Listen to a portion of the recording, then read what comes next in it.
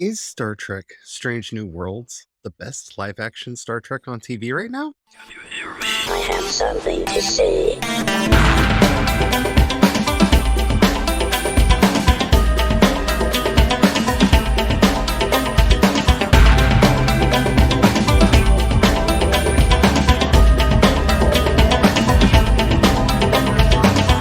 Project Shadow starts now. Hello, my name is Charlie. I'm a non binary sci fi fantasy writer, and I would like to talk to you today about Star Trek Strange New Worlds over on Paramount Plus. And I know it's not strange that I'd want to talk to you about Star Trek, and I'm going to try to not make a bunch of strange statements because the very fact that they named the show Strange New Worlds makes me want to say the word strange a lot. And it makes me want to say it exactly like that. I want to say strange, even though I don't know why. I really don't know why.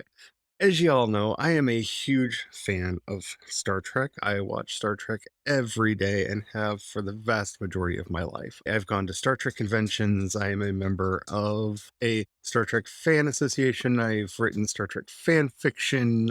I've done all the things. And I was really heartbroken at the current era of live action Star Trek. As y'all may know, I am not the biggest fan of the J.J. Abrams movies. They're fine. The biggest problem that I have with them is that they're not Star Trek movies. They are knockoff Star Wars movies with Star Trek characters in them, and it feels quite strange. None of the characters are quite right. None of the characters really are the characters that they're named as. And I'm not saying that because they're new actors. That's not the problem. It's just they seem to not understand the characters. It's like watching a story about Greek gods and having Dionysus be the sober one in the business suit who is against partying. That doesn't really make sense. What is it about Strange New Worlds that makes it work so well? One, it's definitely the cast. It's definitely the cast. And I could go in and talk about Anson Mount and Ethan Peck and Rebecca Romaine on down the cast at how good they are and how well they are suited for the roles that they're playing. But that doesn't actually answer the question because the three actors that I named also appear as these same characters in Star Trek Discovery, which you may or may not know is a show that I, like a lot of Star Trek fans, have issues with. It's not my least favorite Star Trek show. That will probably, hopefully, forever be Star Trek Picard, which makes absolutely no sense in any possible way. It is the weirdest fan fiction I have ever seen with the largest budget that has ever been put into a fanfic project. And it seems to be a series that not even the people behind the scenes at Star Trek take seriously. In fact, they put out a video recently about the history of the eugenics wars because one of our characters on Strange New Worlds is related to Khan Noonien Sung. And they very clearly say that the events of the war took place in the 90s, which is canon. That's the way it's always been. Though Star Trek Picard very heavily hints at the fact that it hasn't happened yet and that series took place in, I believe, 2022 or 2023. Okay. We're just ignoring Picard, which I'm fine with. I'm absolutely fine with it. If it wasn't for the fact that Seven of Nine and Raffi are really good characters stuck in this show with a bunch of nonsense, I would really not care at all about what's going on over there. But no, the thing that makes Strange New Worlds work as well as it does is that it remembers that Star Trek is optimistic. It shouldn't be such a surprise. It shouldn't be something that is just awe inspiring that a showrunner for the Star Trek franchise would eventually remember that, oh, yeah, we're supposed to be optimistic. Yeah, we're supposed to have a more or less positive view of the future and evaluate ways or philosophies that might help us get to a more idealized future. That is the core of what Star Trek is. In fact, the original cast for the original show was very carefully chosen so that there would literally be one of everybody.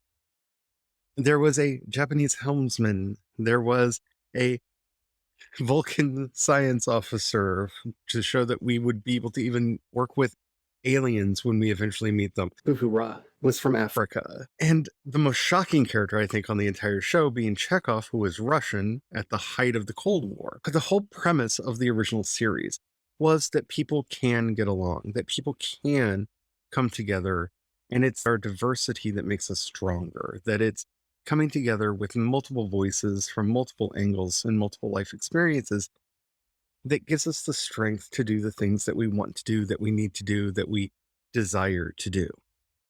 And then we have the J.J. Abrams movies that are they're just action adventure fluff movies. And that's fine. I'm not saying that there's not a place for that in Star Trek. The other thing Star Trek was known as was wagon train in space, which is why I don't complain about them at the volume that I do about Discovery and Picard. But they are missing a lot of the elements that make Star Trek feel like itself.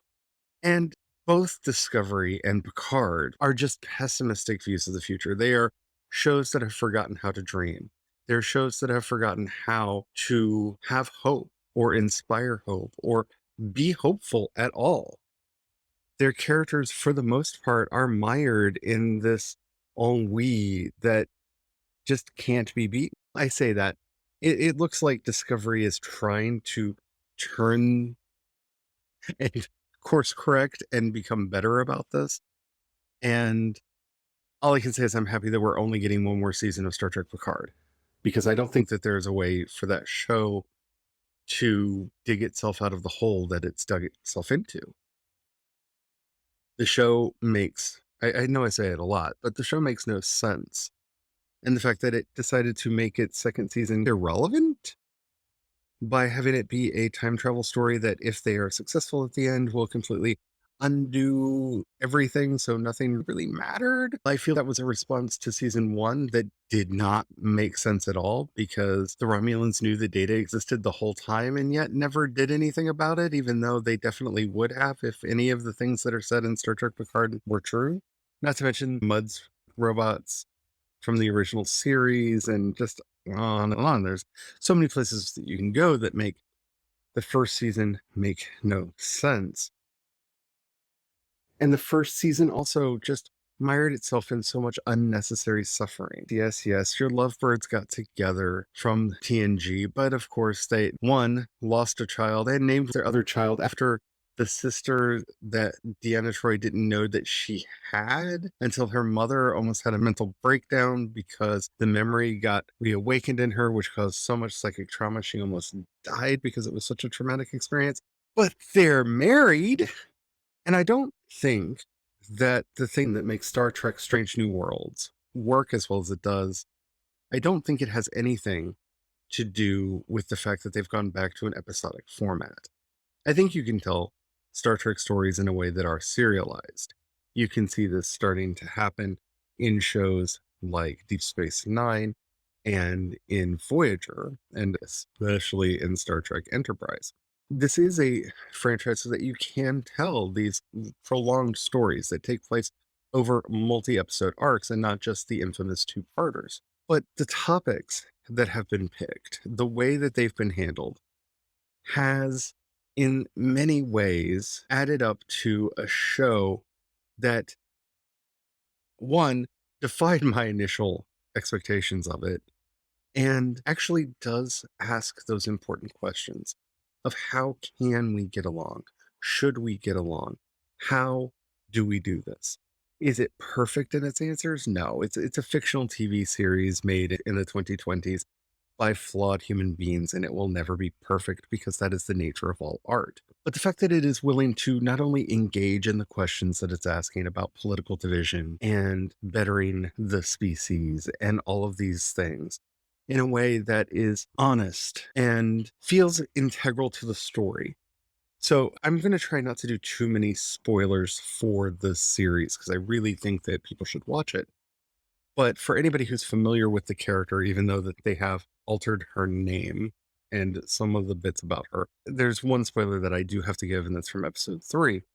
When we learn that Una Chin Riley, played by Rebecca Romaine, is not only Ilarion, which is something that was true in the beta canon. That was something that was already a part of Star Trek lore. They just brought that into canon.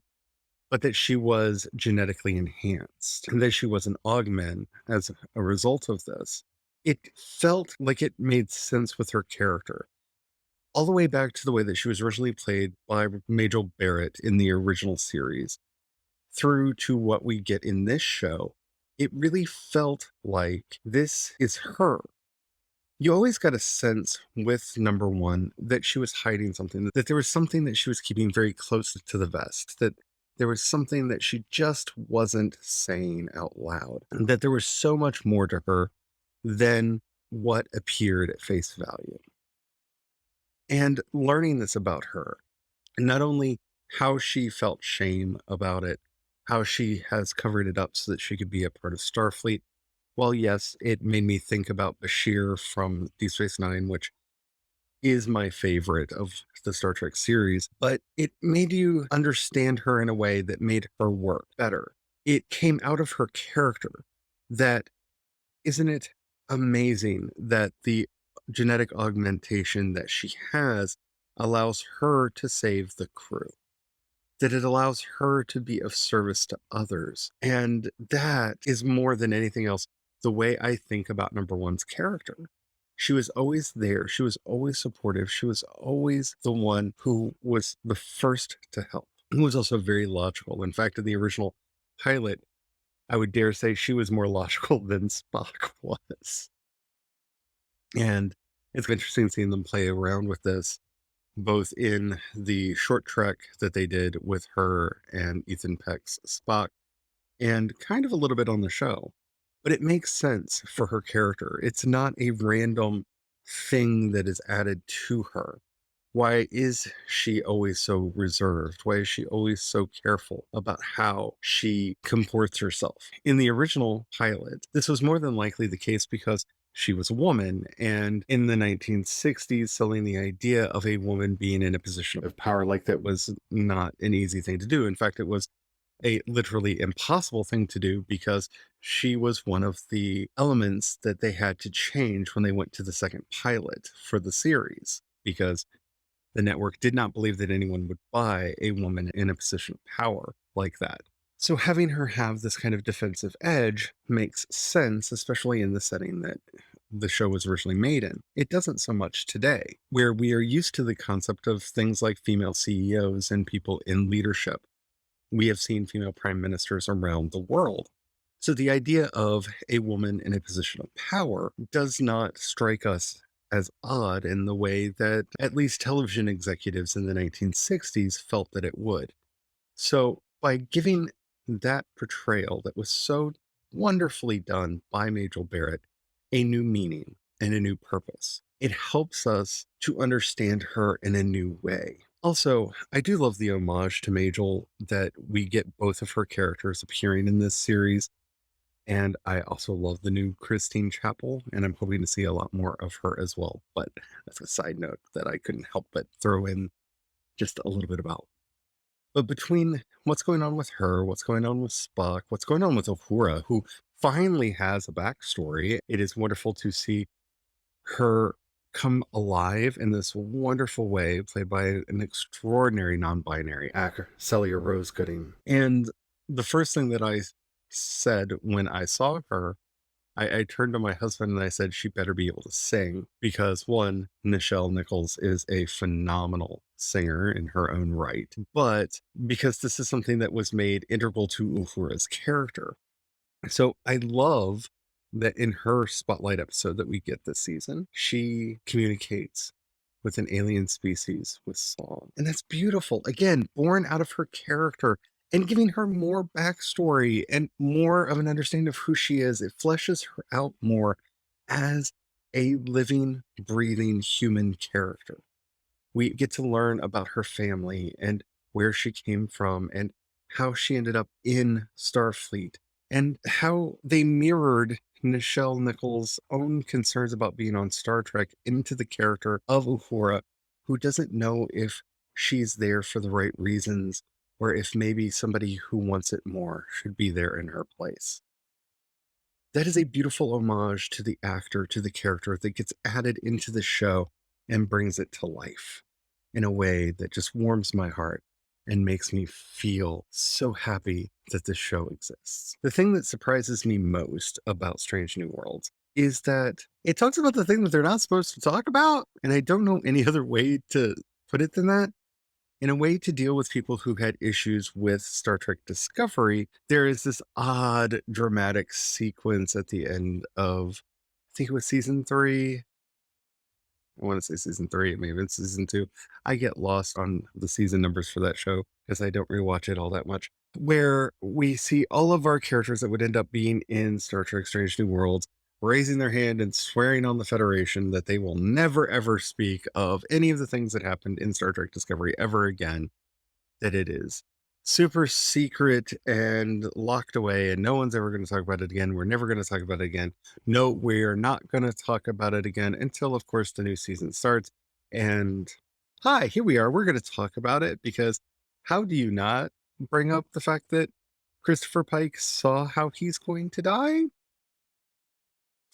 And of course, yeah, they're going to break the order and tell people that weren't there, that didn't have any knowledge of the events, about the events, because oh, wouldn't they have ramifications on the galaxy and have caused a big problem?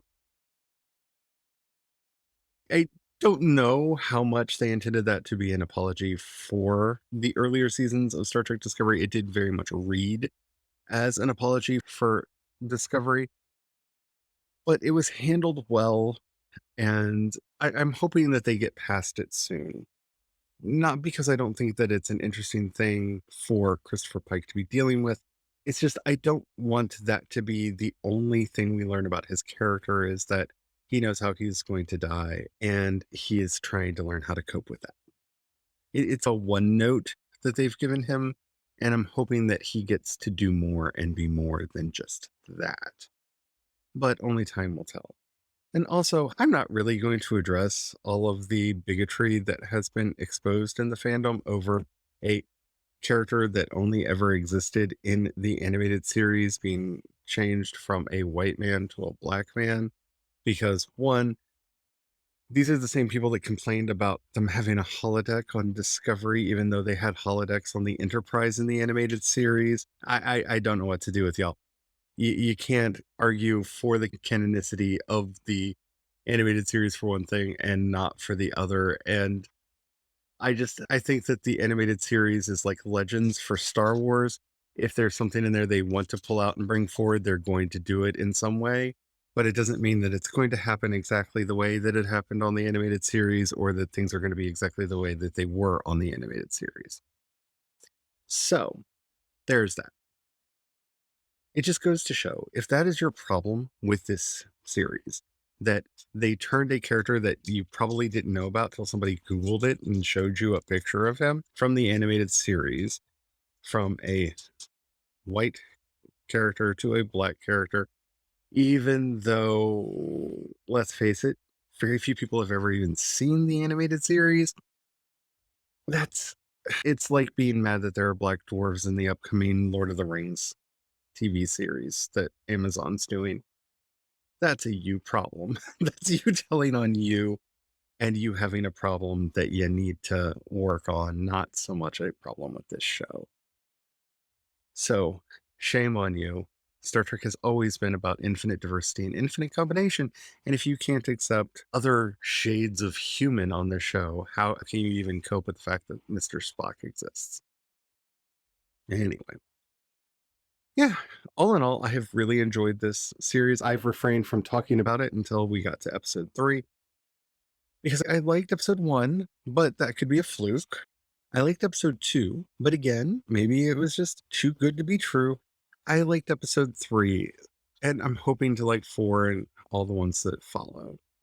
I am sure there will be episodes of the show that I don't like because it's a TV show and there's always an episode here, there, or yonder that I don't, with very few exceptions on those rare shows that are just amazingly well done, but they're few and far between.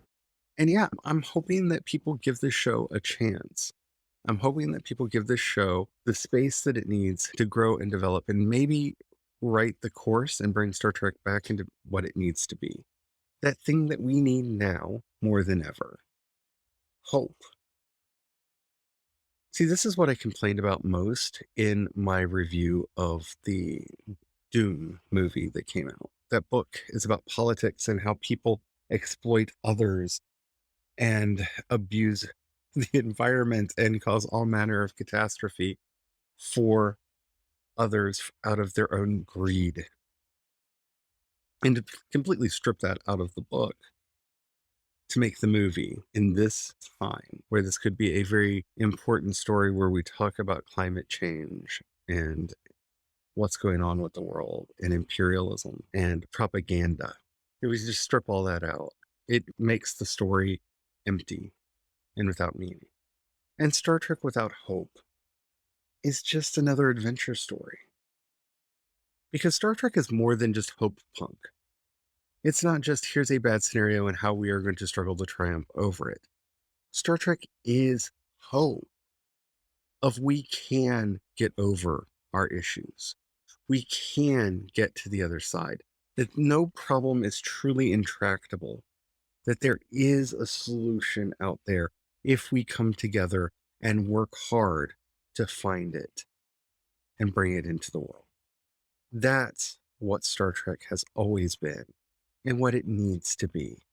Even when it's silly and they're going back in time to save the whales, it's still fun, entertaining, but more importantly, hopeful. Thank you so much for listening. I hope you enjoyed this. I hope you enjoy Star Trek Strange New Worlds. It's a great show over on Paramount Plus. If you are a Star Trek fan at all, I highly recommend that you check it out. If you're a space opera fan, I really think that they're doing the genre proud. I've rather enjoyed what they're doing. The one critique that I do have of the show, which I probably should have mentioned earlier, its pacing is a little off. It feels a little rushed at times because there's a lot of story that they're trying to put into each episode, but I'm liking the pacing. All right. We've got some things in the works that I don't really want to be talking about right now, so I'm not going to do that. Do make sure that you like and subscribe if you did and want to get more from me about fiction, whether it's my fiction or fictional worlds created by others. There's so much I want to talk about that I can't right now. Check out my new single, Don't Want, which is available by Project Shadow wherever you listen to your music. I really like it. I think it's a fun song for summer. And yeah, until next time, remember, Black Lives Matter, Black trans lives matter, and trans identities are magical. And until next time, may you have the courage to write your dreams into reality. And don't forget to have the fun. Bye.